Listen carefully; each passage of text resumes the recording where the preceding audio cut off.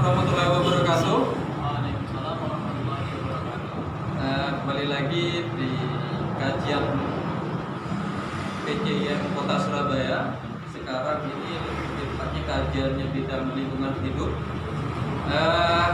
Sebelum saya mulai pada kajian malam hari ini, ingin saya sampaikan sedikit bahwa kajian kita ini difokuskan kepada IG, karena biar terfokus pada satu akun saja, biar teman-teman bisa nanti komen di IG, terus bisa tanya jawab melalui IG ataupun WhatsApp langsung dari nomor yang sudah ada di bawah IG tersebut. Nah, di awal tahun 2020 ini memang Indonesia khususnya kita terdampak yang namanya wabah yang namanya virus corona. Nah, ini kita nanti mengulas sedikit dampak dari virus dan spesifik lagi nanti dampak dari rumah aja. Mungkin nanti ayo bagi teman-teman kaum rebahan sambil ikut kajian ini, karena memang sekarang itu coba kita lihat sekitar kita, lihat di sosial kita, dampak dari rebahan atau dampak dari di rumah aja itu seperti apa. Mungkin nanti akan kita dijelaskan oleh pemateri kami. Mungkin nanti bisa memperkenalkan sendiri ya namanya. Oke, mungkin itu dari moderator ya. Oh ya, saya sendiri ini dari bidang lingkungan hidup. Nama saya Abdurrahman. Mungkin langsung saja untuk pemateri. Baik, terima kasih atas waktunya. Assalamualaikum warahmatullahi wabarakatuh. Alhamdulillahilladzi arsala rasulahu bil huda wa dinil haq liyudhhirahu 'ala dini kullihi wa kafa billahi shahidan wa kafa billahi Alhamdulillah, pada malam hari ini kita bisa bertatap muka walau via virtual yang karena ada COVID-19, tapi semoga itu tidak mengurangi antusiasme kita dalam nanti kita diskusi soal dan salah senantiasa tersampaikan kepada Nabi Muhammad SAW, Akhirul Anbiya wa Imamul Rusul, yang telah membuat kita dari era gelap menuju era yang terang kebenaran. Teman-teman imawan dan imawati dimanapun teman-teman berada, alhamdulillah pada malam hari ini saya diberi kesempatan yang sangat menarik oleh teman-teman PJIM Surabaya untuk kita nanti coba untuk sharing terkait dengan COVID-19 dan juga dampak terhadap utamanya lingkungan hidup, karena seperti kita ketahui COVID-19 ataupun kita sebut sebagai coronavirus ini memberikan banyak dampak seperti nanti sebelumnya kan ada yang mengatakan ya kalau tak kenal maka kenalan juga saya kenal deh. Perkenalkan teman-teman, nama saya Wahyu, nama lengkapnya Muhammad Wahyu Syariful Mubarak. Saya adalah mahasiswa tingkat akhir di jurusan Fisika Universitas Airlangga. Selain itu saya juga pernah menjabat ya diamanahi sebagai ketua umum dari INM Al-Fatih UNER. Dan selain itu seorang penulis juga, jadi alhamdulillah sekarang sudah disebut. Dan kemudian kenapa apa sih hubungannya fisika dengan lingkungan hidup itu? Barangkali teman-teman ada yang mencoba untuk pertanyaan itu.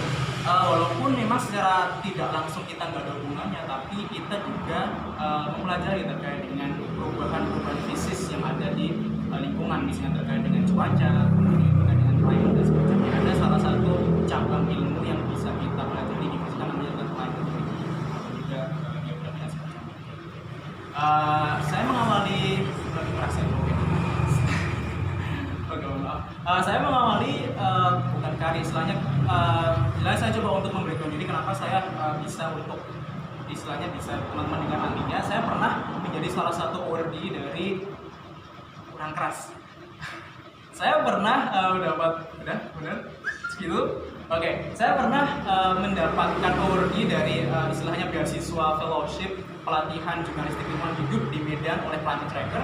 Itu saya berhasil terpilih dari 800-an aplikan, sementara yang dipilih hanya sebatas 12 saja, dan itu saya termasuk yang paling muda. Kemudian setelah itu saya juga pernah menjadi speaker di International Conference on Ocean and Activity di Malaka. Saya saat itu membahas terkait dengan isu carbon trading. Habis itu di bulan Agustus 2019 saya pernah juga menjadi delegasi Jawa Timur untuk Indonesian Youth Marine Debris Summit yang diselenggarakan oleh Diverse Link Action DCA dan juga Kementerian Kemaritiman saat itu. Cukup ketat juga teman-teman, jadi dari 1.000 aplikan diambil setiap provinsinya 2. Dan alhamdulillah saya juga suka tulis menulis, jadi sekarang saya lagi fokus untuk menulis di bidang lingkungan hidup. Saya sempat juga mendapatkan best paper di ASEAN Conference di Bandung. Saya saat itu mengangkat terkait dengan tema ocean acidification, salah satu efek dari itu. Dan sekarang saya selama di rumah aja men-challenge diri saya untuk menulis terkait dengan isu iklim, isu lingkungan hidup di Medium pakai bahasa Inggris ya. Alhamdulillah teman-teman bisa lihat di akun Medium saya. Oke, sebelum kita ngebahas terkait dengan lingkungan hidup ya efeknya, cobalah kita coba untuk berpikir lebih jauh dulu. Kira-kira kenapa sih kok COVID-19 bisa ada gitu? Mungkin teman-teman pasti ini dong kesel gitu, kenapa sih harus ada COVID-19 gitu? Saya nggak bisa lagi ketemu sama teman, saya nggak bisa lagi rapat dan semacamnya. Coba kita pertama mungkin karena kita basisnya dari Islam ya, coba kita untuk bersyukur dulu. Apapun kondisinya, yang paling utama adalah bersyukur. Karena mengapa di Quran Surat Ibrahim ayat 7 sudah jelas bahwa Aisyah Kartul video ini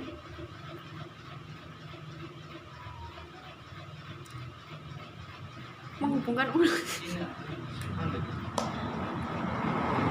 nis serta enggak?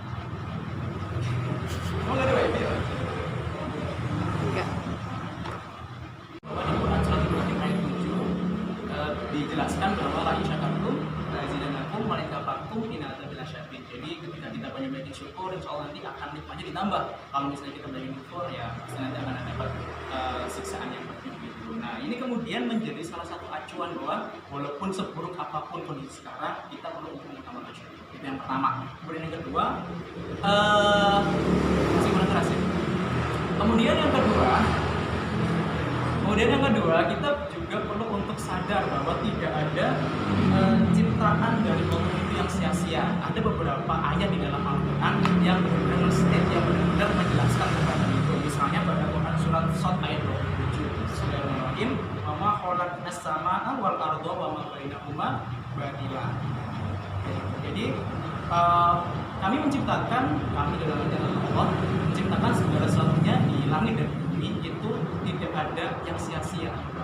Dan juga ada di Quran surat Al-Anbiya ayat 16. Redaksinya yang paling ini diganti lahimin.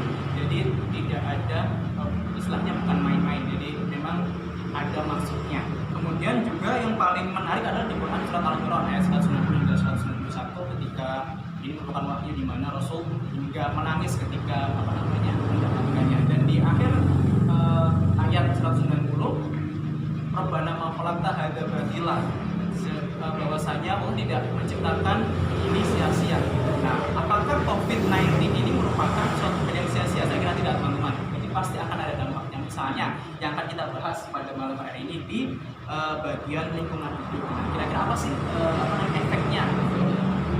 Kan karena di bawahnya adalah kita di rumah aja, otomatis banyak yang di rumah aja, maksudnya korporasi juga berhenti, kemudian semua dirumahkan, kemudian perkumpulan bukan ya ditunda terlebih dahulu, urusan-urusan yang awalnya penting jadi nggak penting. Kemudian anak-anak kuliahan, anak-anak sekolahan itu pun juga didaringkan, dan juga pekerja-pekerja pun dirumahkan. Nah itu ternyata menimbulkan efek yang cukup signifikan bagi bumi kita. Ternyata ketika dilihat dari citra satelit teman-teman, bumi kita itu lebih bersih, lebih bersih dan juga polusinya itu turun. Kalau misalnya saya tadi sempat lihat data-data dari China sempat sudah duluan lockdown, kemudian sekarang udah dibuka ya. Dan ternyata selain polusinya itu turun, jadi kalau misalnya kita bisa terkait dengan polusi itu pasti akan menimbulkan istilahnya itu death rate atau rata kematian. Nah, kalau misalnya di rata misalnya selama COVID-19 ini, Cina bisa menekan angka kematian di bawah umur itu sebanyak 4.000 dan juga di atas 70 tahun itu sebanyak 73.000. Jadi kalau misalnya di kondisi biasa itu akan ada peluang di mana kejadiannya sendirian karena polusi udara. Nah ternyata setelah adanya COVID-19 kemudian industri itu pada tutup semua, akhirnya kan bersih ya. Nah kemudian WHO pun juga berbuat seperti itu. Jadi kalau bisa ditotal dalam di dunia ini ada sekitar 7 juta jiwa terselamatkan gara-gara COVID-19 akibat dari lockdownnya. Dalam artian juga ada polusi udara dan juga polutan udara. Dan selain itu juga ada teman-teman, jadi di Italia itu yang awalnya sungai-sungainya tercemar gara-gara limbah industri, setelah adanya COVID-19 otomatis korporasi itu beroperasi dan sungainya jadi bersih. Dan menariknya di laut mereka ada muncul angsa-angsa dan juga bahkan lumba-lumba yang sempat punah katanya. Itu menarik sekali. Dan bahkan terakhir saya tadi sempat juga baca di Brazil, di pantai Brazil itu gara-gara COVID-19 ya, soalnya kan orang-orangnya pada di rumah aja semua.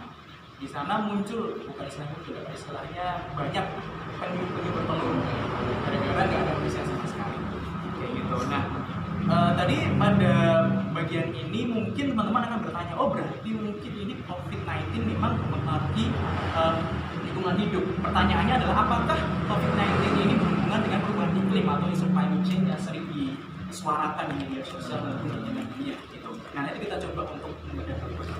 Nah, sebelum kita ke sana, sebelum kita mendapatkan korelasinya, kita perlu untuk mengetahui dulu sih perubahan iklim itu apa definisinya. Kan di masyarakat kita itu kadang-kala salah persepsi terkait dengan perubahan iklim. Ada yang mengatakan oh itu terkait dengan global warming, untuk climate crisis, untuk climate change seperti itu. Ada beberapa istilah yang merujuk ke sana, tapi nanti sebenarnya ada beberapa segmentasinya. Secara sederhana, biasanya kita itu akan tertukar antara pengertian dari climate itu atau cuaca. Jadi apa itu iklim, apa itu cuaca. Nah sebenarnya berbeda kalau misalnya kita ingat dulu pelajaran IPS, entah SD atau SMP atau lupa, itu sempat saya masih ingat guru saya mengatakan bahwa kalau misalnya cuaca itu dia berlangsungnya itu dalam waktu yang singkat di daerah yang berbatasi. Kalau iklim itu berdasarkan lintang bujur, lintang utara dan lintang selatan gitu. Jadi jangkauannya itu lebih luas. Dan itu terkait. Jadi secara sederhana, climate itu bisa mempengaruhi cuaca, tapi cuaca itu nggak bisa mempengaruhi climate. Gitu. Jadi cakupan yang lebih luas itu adalah climate. Gitu. Nah, selain itu kira-kira apa sih pengertian dari climate sendiri? Ada beberapa istilah yang saya kira menarik untuk didiskusikan. Misalnya yang pertama adalah dari Mark Twain.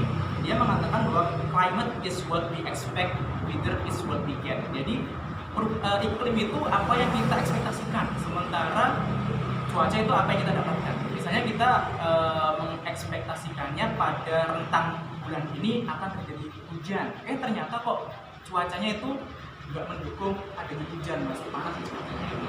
Ada juga misalnya pengertian dari anak SMA di Amerika, karena mereka 4 musim jadi ada model begini. Jadi climate tell us what clothes to buy, weather tell us what clothes to wear.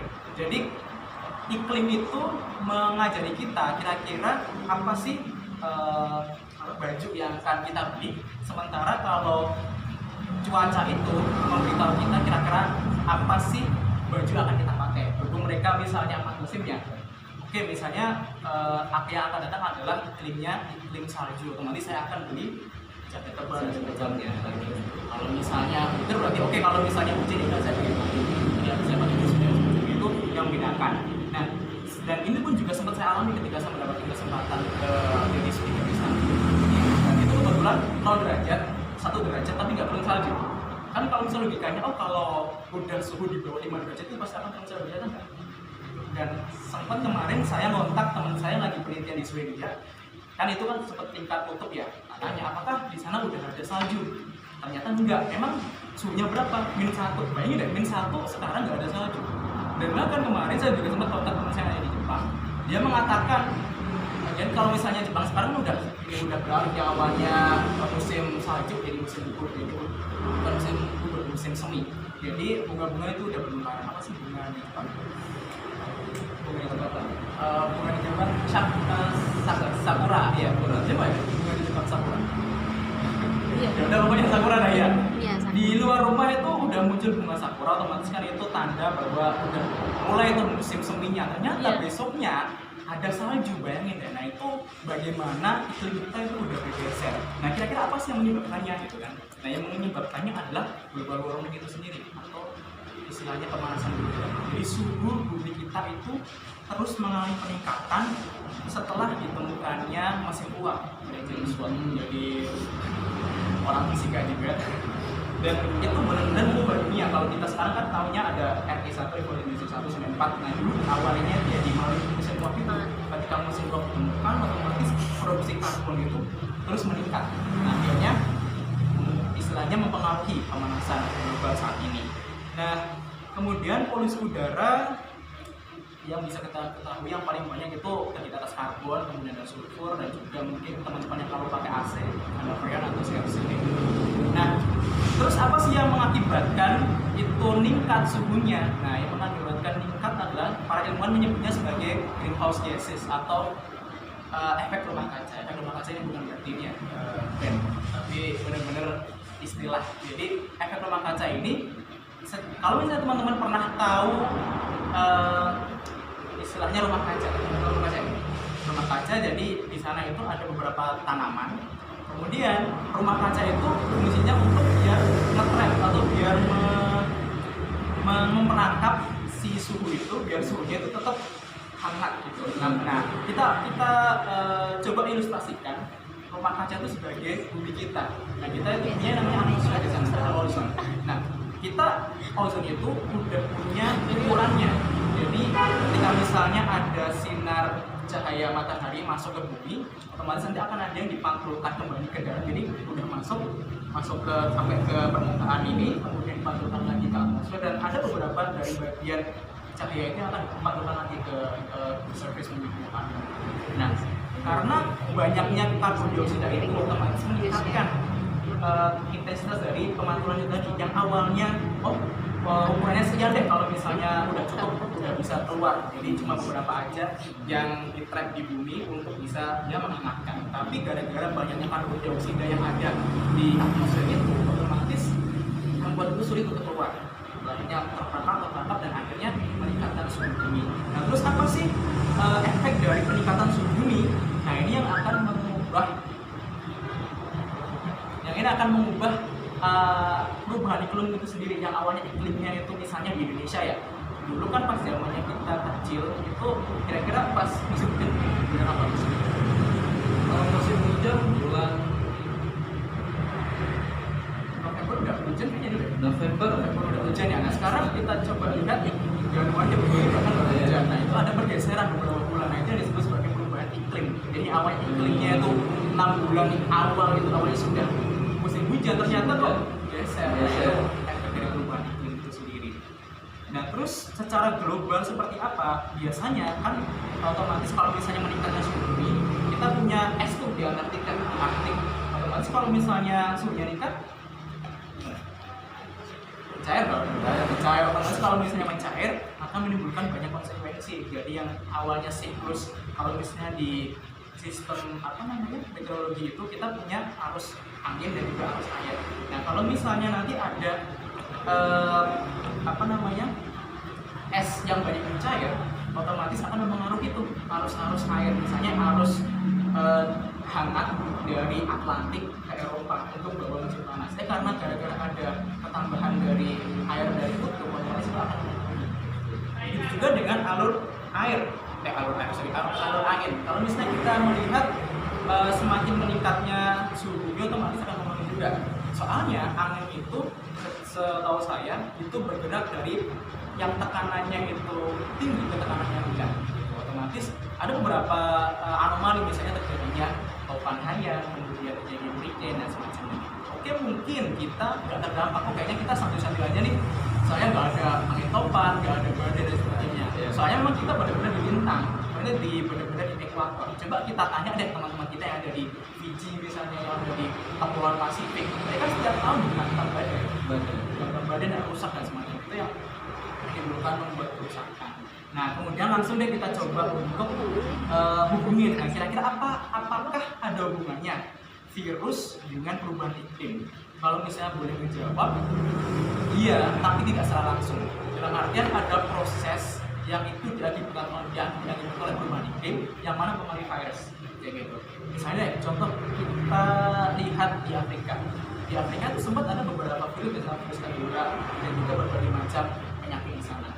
Nah, kalau misalnya kita analisis nih, kan tadi case pertama adalah global warming itu meningkatkan suhu permukaan bumi, otomatis suhunya akan meningkat dan yang namanya air bersih otomatis akan berkurang, terutama di Afrika. Teman-teman kita di Afrika sana itu seriously kebanyakan kekurangan air bersih dan bahkan sanitasinya juga. Sempat saya baca salah satu negara di Afrika itu mereka untuk mendapatkan air bersih, misalnya air bersih ini ya.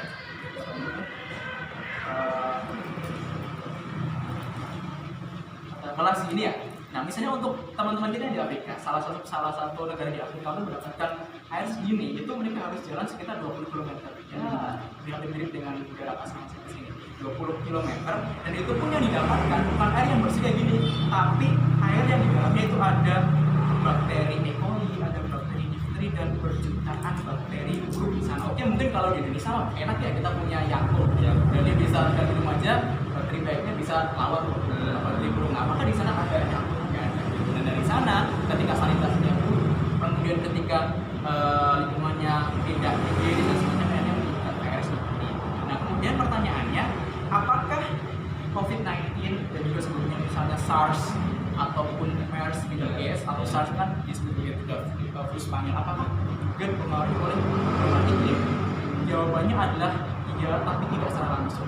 Jadi ada proses tadi gara-gara suhu naik tadi, otomatis keseimbangan alam akan berubah dan itu akan mempengaruhi ya daur hidup dari virus, dari hewan-hewan pembawa virus dan macamnya. Nah, kalau misalnya boleh di point out, menurut saya COVID-19 ini disebabkan oleh keserakahan manusia. Kenapa? Coba deh kita telisik awal mula kemunculan virus COVID-19 di Wuhan ya, di Wuhan China, tepatnya di pasar hewan Hubei. Mereka kan punya ini ya, istilahnya hobi ekstrim, makan hewan. Nah, kita tahu bahwa dalam itu banyak menyimpan virus di sana. Oh iya, masih kita makan, masih mereka makan. Memang ayam masih nggak enak atau ada kegiatan masih kurang enak pada saat itu. Nah, itu karena mungkin kesalahan kita juga, sehingga yang awalnya itu itu virusnya itu udah ada di sana aja dan nggak usah diganggu. Kita makan, jadi ya ini terinfeksi. Nah, dan juga kita lihat, jadi ada hubungannya tapi tidak secara langsung. Jadi climate ini memang mengubah tatanan hidup manusia itu secara bertahap, mengalami lingkungan kemudian yang lain berdampak. Nah, kemudian pertanyaan selanjutnya, apakah ada hubungan suhu panas dengan COVID-19? Kan kalau kita membaca ya beberapa surat kabar dan juga pemberitaan di media sosial maupun media cetak itu mengatakan bahwa ternyata berjemur itu bisa COVID-19 pernah ya? Nah, oke, saya tadi sempat baca-baca juga ada beberapa penelitian. Misalnya saya sempat baca ini juga, spread of coronavirus likely to be constrained by climate. Kemudian ada juga role of meteorological condition in COVID-19 transmission on a worldwide scale. Jadi ada dua jurnal itu yang memang menyebutkan bahwa suhu itu mempengaruhi penyebaran virus dan juga dapat ada kemungkinan untuk membunuh. Tapi yang saya garis bawahi di sana adalah itu hanya sebagai modelan. Jadi mereka cuma modelkan di komputer tapi belum secara apply diketemukan di istilahnya di lapangan. Kalau misalnya kita lihat persebaran sekarang, baik di Eropa yang dingin, kemudian di Asia yang panas yang kena semua. Nah, terus apakah ada hubungannya dengan itu? Mungkin ini sebagai salah satu anjuran dari pemerintah ataupun dari kita agar kita lebih mengupayakan budaya hidup sehat gitu. Kan kalau berjemur kan otomatis akan mengubah ini ya, vitamin D jadi vitamin D biar imunnya lebih kuat. Jadi mungkin sarannya itu adalah untuk di imun yang bukan langsung ke medis. Sama halnya ketika misalnya kita disuruh cuci tangan, ini kan baru sekarang ya kamera cuci tangan dulu kan masih ngeremeh apa ini. Nah, kemudian ketika melihat realitanya seperti itu, what should we do? Apa yang harus kita lakukan? Well, saya kira ya kita perlu untuk mengikuti anjuran dari pemerintah. Kalau misalnya disuruh di rumah aja, udah di rumah aja. Ngelakuin kegiatan produktif di sana. Kalau misalnya teman-teman jadi mahasiswa, ya udah belajar selain mahasiswa. Kalau misalnya teman-teman lagi lagi kerja part time, ya udah do your best for your boss kayak gitu. Jadi lakuin aja yang terbaik buat bos kita dan seterusnya. Dan kalau misalnya kita bisa mengaca juga, kita perlu untuk lihat pada sejarah, misalnya di ketika zaman Khalifah Umar bin Khattab, saat itu umat Islam sempat kena wabah yang namanya taun, karena ditemukan pertama kali di sebuah desa namanya Amawas, dan seluruh umat muslim saat itu ya manut dengan anjuran dari Khalifah saat itu, kemudian dari gubernurnya Amr bin As itu, yang manut misalnya yang sakit disuruh isolasi, itu diisolasi, nggak perlu tanya bagaimana ibadahnya, nggak perlu tanya gimana sholat idnya dan semacamnya gitu. Jadi manut, dan akhirnya umat Islam bisa melewati masa-masa itu. Dan selain itu juga yang terakhir ini kita yang banget, kita perlu juga untuk merefleksi diri. Jadi dalam artian kan kita udah diberikan berbagai macam kejadian, kita perlu untuk merefleksikan diri kita, apakah kita udah benar-benar bisa menjadi manusia yang baik, manusia yang bisa menghargai lingkungan, yang bisa lebih hormat pada lingkungan. Karena kalau misalnya dipikir-pikir nih, kan kondisi sekarang bumi lebih baik ya, ketika manusia diem nggak usil, apakah mungkin kita itu virusnya? Sementara COVID-19 adalah antivirusnya, barangkali seperti itu. Itu mungkin pemahaman dari saya kembalikan ke. Oke, terima kasih. Nah, saya sampaikan lagi teman-teman yang lagi mengikuti kajian live IG, tetap fokus pada live IG pimpinan cabang. Kalau ingin bertanya bisa di komen ataupun PC langsung dengan nomor yang sudah ada di bawah tersebut, dan atau PC langsung yang sudah disebarkan oleh teman-teman PC Kota Surabaya. Nah, jadi sebenarnya kita di sini sudah mengkaji ini bahwa dampak dari virus ini bukan hanya ada positif negatifnya terus, tapi di sini ada sisi positif yang kita terima ya. Nah, artinya dampak dari virus ini secara lingkungan hidup berdampak positif, tapi ada beberapa hal yang memang sangat dipandang dengan negatif gitu ya. Nah, ini dari teman-teman, mungkin dari teman-teman cabang atau teman-teman IMM Kota Surabaya, Imawan dan Imati yang ingin bertanya, monggo. Oh ya, sudah ada pertanyaan ya?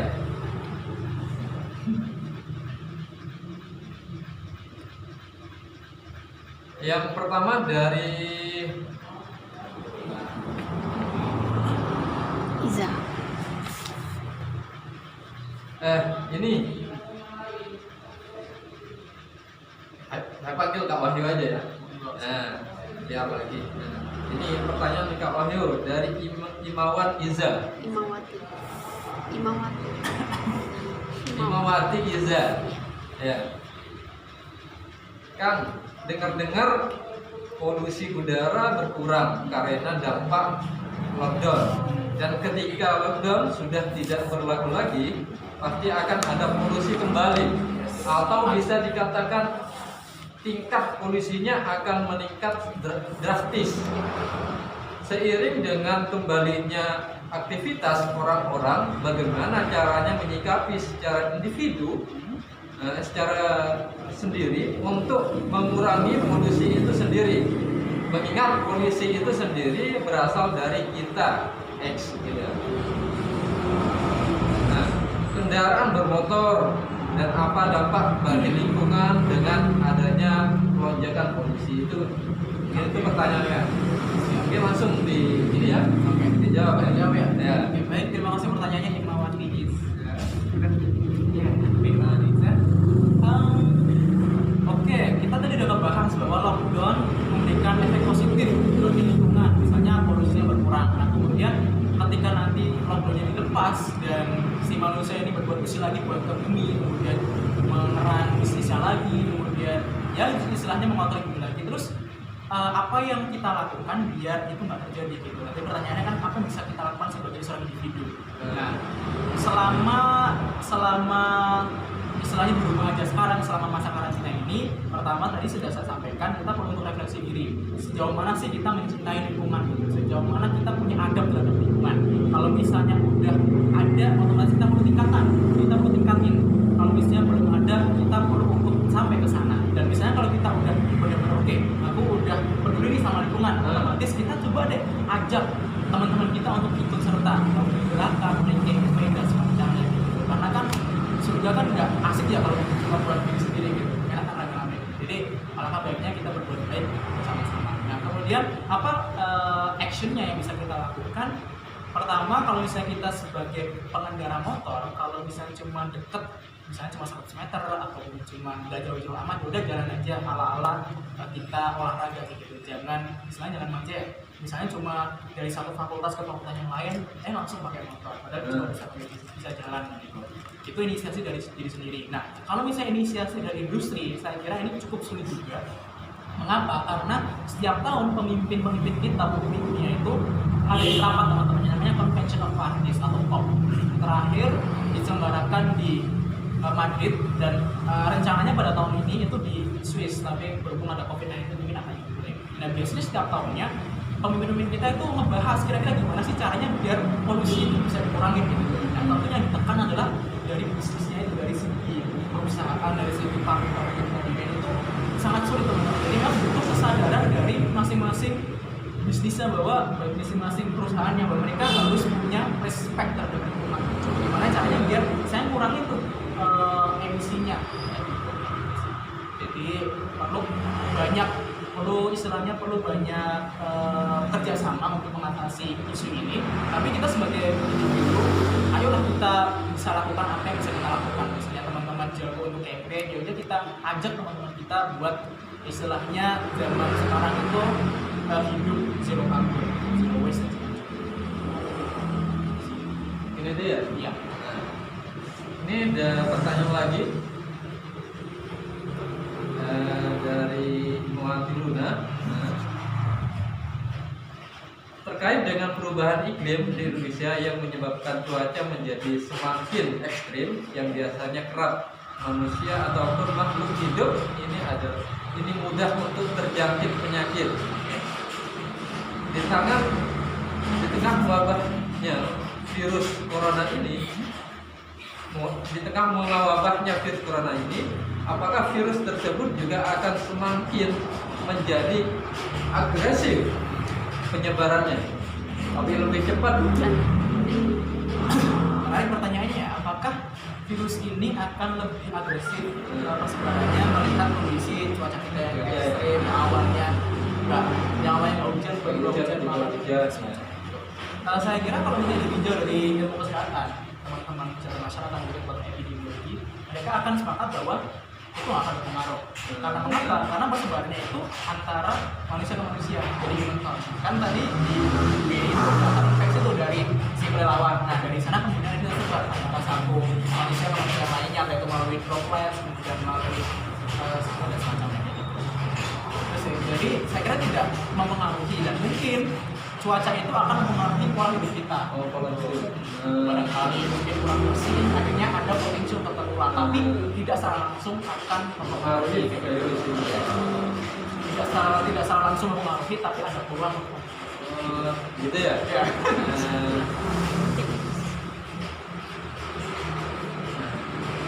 Ini ada pertanyaan lagi dari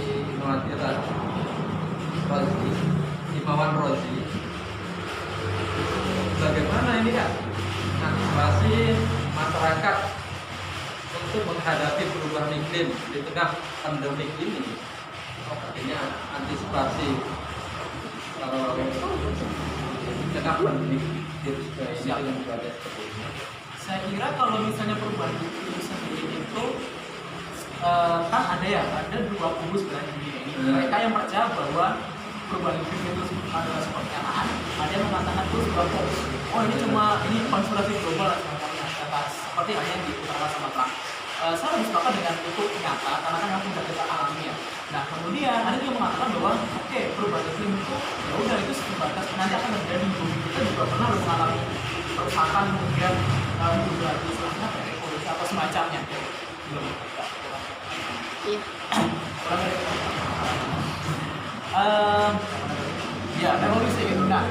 saya kira perubahan iklim memang terjadi, tapi gara-gara kita itu membuatnya semakin cepat. Nah, kemudian bagaimana kita mengatasi perubahan iklim dengan pandemi seperti ini? Saya kira saya state kembali bahwa itu memang tidak ada hubungannya, tidak ada hubungan antara pandemi ini dengan perubahan iklim. Jadi itu dua hal yang berbeda, tapi si perubahan iklim ini bisa mempengaruhi secara tidak langsung. Otomatis penanganannya pasti berbeda. Nah, yang bisa kita lakukan adalah mencoba untuk menjaga habit ini, habit untuk tidak mengeluarkan banyak karbon, habit untuk tidak mencemari lingkungan, mencemari udara secara masif seperti sekarang. Itu saya kira yang bisa kita lakukan. Biar untuk menahan perubahan iklim ini jadi semakin buruk. Saya kira soalnya semakin hari pasti akan banyak polusi yang dihasilkan, kemudian akan meningkatnya suhu.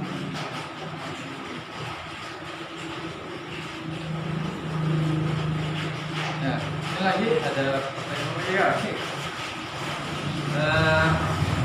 Ini tadi sudah juga menjelaskan kan bahwa ada dampak positif dan negatif. Ini jika yang ditanyakan bahwa saat ini banyak berita yang menyatakan dampak positif terkait dilakukannya pembatasan kebijakan yang menyebabkan pemanasan global menjadi kurang.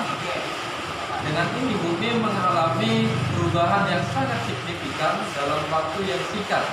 Apakah ini juga mempengaruhi pergerakan dari bumi tersebut terkait dengan banyaknya gunung yang erupsi? Apakah ada kaitannya? Oke, ini juga sempat ditanyain sama teman saya dari beberapa gunung erupsi di Indonesia. Kira-kira ada nggak sih hubungannya antara pandemi, kemudian gunung, kemudian perubahan iklim? Nah, saya kira tadi kita sudah nge-state di awal, kita sudah sepakat bahwa perubahan iklim itu dipengaruhi oleh pemanasan global, meningkatnya suhu bumi. Jadi tidak ada hubungannya sama sekali dengan pergerakan lempeng. Gitu ya. Nah, memang nanti mungkin efeknya tadi secara tidak langsung. Jadi ketika suhu bumi tinggi, otomatis akan mengubah keseimbangan lingkungan. Jadi tidak langsung mempengaruhi. Bisa jadi berarti ini betulan itu aja ya? Ya mungkin rentetan. Ya. Soalnya kalau misalnya kita lihat dari segi kacamata ilmu biologi itu ya mereka memang aktivitas vulkanis itu memang selalu ada di apapun, baik itu secara besar maupun secara tidak besar. Ada pertanyaan lagi? Jadi aku ya, Oke, boleh.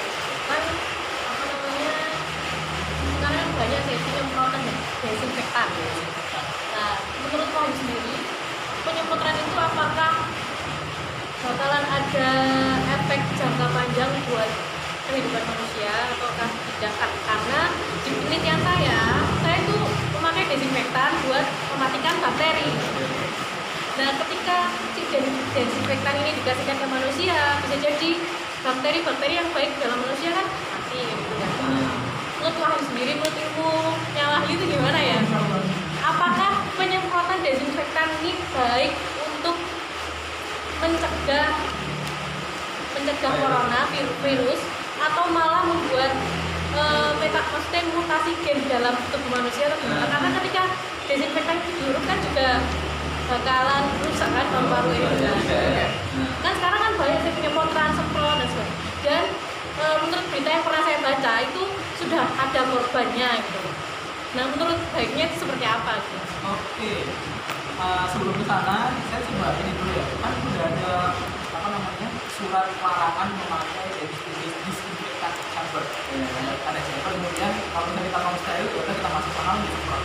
Nah, yang dimasalah adalah di bagian zat yang digunakan. Rata-rata disinfektan yang kita gunakan untuk istilahnya membersihkan kotoran dari lingkungan kita adalah ya disinfektan untuk benda-benda mati, kita benda-benda hidup. Atau that's why kita ketika misalnya ada penyemprotan ini disuruh misalnya ya isolasi dulu lah. Misalnya kalau misalnya kita mau disemprot rumahnya, otomatis kita sudah keluar itu beberapa jam baru boleh masuk. Itu memang sebagai langkah preventif, langkah untuk pencegahan dari tadi. Nah, apakah itu baik atau buruk? Baik kalau misalnya untuk turun virusnya, dan tidak baik kalau misalnya buat pas kapan kali saja dan mungkin akan ada istilahnya banyak efek yang lainnya.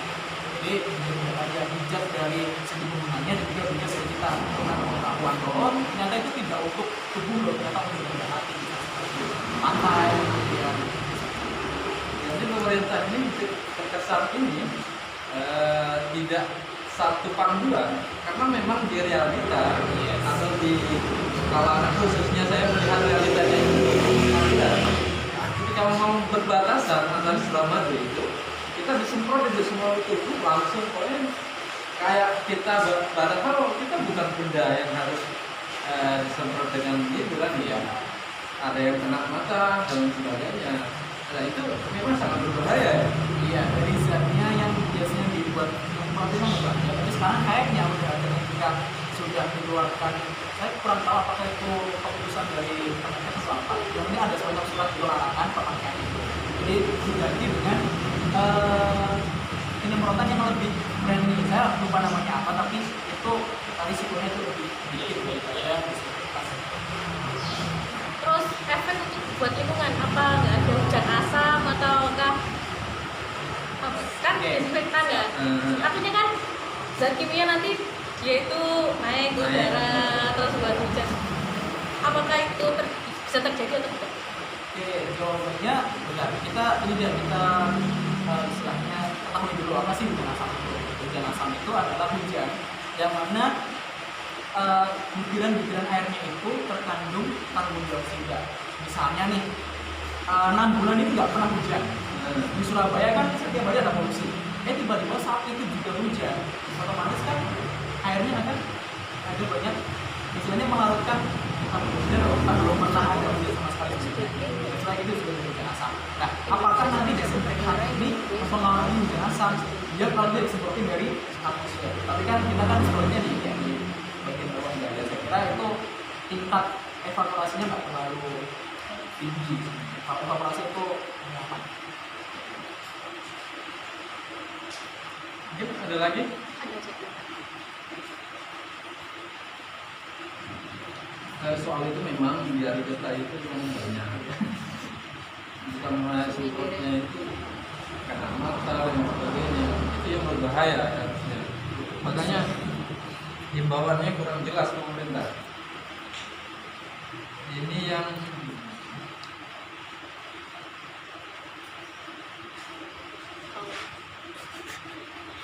ini ya. Ini dari Imawan Zaki ya. Iya, Bu. Nah, ini pertanyaan Kak Wahyu, ada pertanyaan dari Imawan Zaki. Indonesia salah satu negara yang menyetujui soal sedang dampak apa yang akan terjadi soal SDG. SDG. SDG. Dampak apa yang akan terjadi jika Indonesia tidak mencapai SDG-nya apa pada 2030? Oke, jadi ini hubungan antara Indonesia dengan SDGs ini.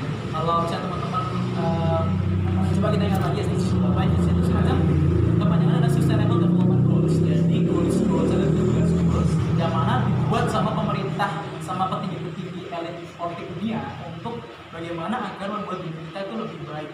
Sebelum SDGs ada yang namanya MDGs, Millennium Development Goals. Nah, SDGs itu kemudian mencoba untuk mengganti. Nah, bagaimana progres SDGs kita gitu? Well, kalau kan berhubung negara kita adalah negara yang istilahnya masih negara berkembang ya. Nah, fokusnya masih berada di tahap sosial ekonomi politik.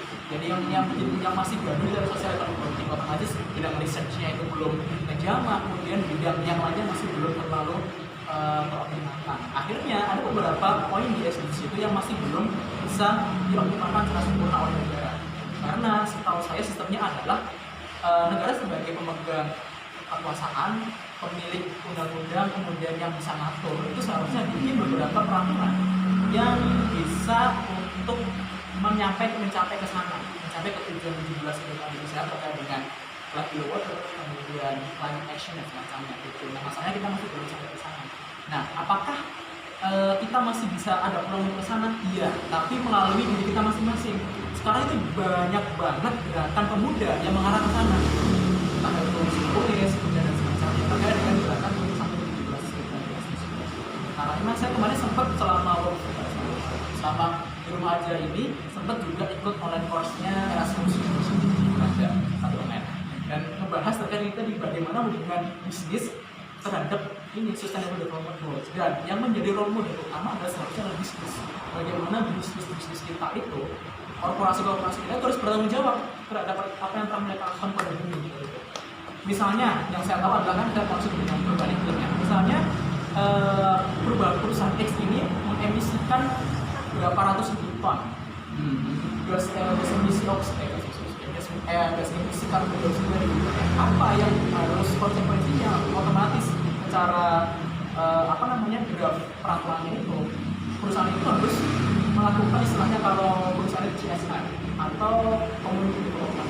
Dia harus bayar tuh apa yang kerugian telah dia lakukan, itu bangun kincir angin, kemudian apa apa sebagainya. Dia harus tobat terhadap lingkungan, harus membantu lingkungan karena dia udah kotorin. Seperti itu. Tapi apakah kita bisa, insya Allah bisa lihat milenial kita seperti itu, bagaimana kita gerakannya di campaign media sosial itu kita bisa. Oh ya butuh arahan biar usahakan kan kita masih ini ya suka sendiri-sendiri ya. Dia punya komunitas ini nggak mau bergabung. Saya nanti antar komunitas punya garis masing-masing. Jadi itu yang masih mikir. Nah, itu masalah. Ada lagi pertanyaannya? Cukup ya? Nah, inilah mungkin lebih ke saja kesimpulan dan juga nanti memberikan pesan terhadap teman-teman yang di rumah aja ataupun khususnya pada teman-teman PC IMF atau teman IMF Kota Surabaya. Pesannya apa ya? Ya pokoknya di rumah aja, jaga kesehatan aja, jangan lupa cuci tangan, jangan lupa makan, jangan lupa stretching juga dikit-dikit, jangan lupa berjemur juga, dan juga tentu walaupun kita berada di masa pandemi seperti ini, tradisi intelektual harus tetap dijaga ya, seharusnya seperti ini. Terus bikin banyak tampil online yang mana tetap bisa merawat marwah kita. Dan selain itu juga, mari coba kita merefleksikan konsepnya adalah bukan bumi ini sebagai warisan dari bagi kita, bumi itu bukan warisan dari bagi kita. Bumi itu, lingkungan alam semesta sekarang ini adalah titipan dari anak cucu kita. Kita bisa nggak menyampaikan ke mereka dengan cara yang baik, dengan kondisi yang baik? Kita bisa nggak memberikan oksigen yang sama yang bisa kita hidup sekarang terhadap anak-anak cucu kita? Terus jadi tetap semangat, tetap konsisten dengan apa yang teman-teman mau lakukan, tetap produktif dan juga dalam proses. Oke. Kesimpulan seperti itu gitu. Mulai tadi jadi. Jadi teman-teman bahwa Kesimpulannya ya tadi bumi itu bukan warisan dari nenek moyang kita, tapi bumi itu titipan dari kita. Intermezzo. Jadi untuk teman-teman yang Kota Surabaya khususnya atau teman-teman yang lagi liatin kajian lingkungan hidup atau ada khususnya ya, jangan lupa nanti ini hasil kajian ini nanti kita upload di YouTube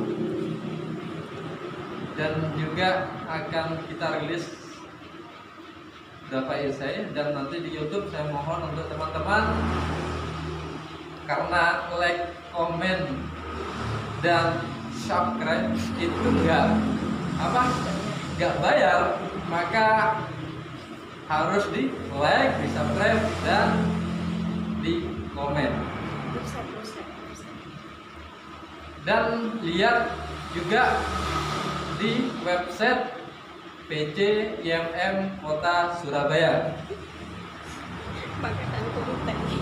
Mungkin ya, sudah ya.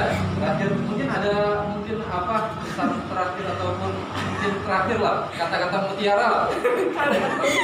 Statement closing statement. Iya, closing statement lah dari Kak Wahyu. Closing statement tentang apa nih lingkungan? Iya. Tadi kan bisa pakai itu ya baca. Oh, warisan itu. Dan mungkin ini ya, walaupun kita dalam pandemi sekarang, teman-teman pasti punya mimpi, ya udah kejar aja, karena siapa tahu kenyataan dari isu itu ada yang tidak hari ini. Jadi tetap aja berprogres, apapun mimpinya tetap kejar, apapun walaupun langit runtuh, walaupun mimpi gak berhenti, tapi mimpi harus tetap diperjuangkan. Oke, terima kasih teman-teman. Mungkin salam dulu. Oke, ya. Terima kasih atas terima kasih teman-teman telah mendengarkan saya ngomong dari tadi. Semoga hal tersebut bisa membawa kemanfaatan buat saya pribadi dan juga buat teman-teman semua. Terima kasih atas perhatiannya. Bila jadi hati, wassalamualaikum warahmatullahi wabarakatuh. Waalaikumsalam warahmatullahi wabarakatuh.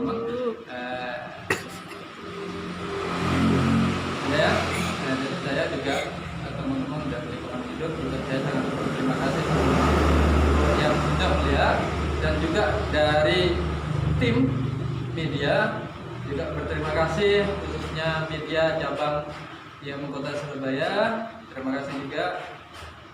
Terakhir, billahi taufiq wal hidayah. Assalamualaikum warahmatullahi wabarakatuh. YMM Jaya.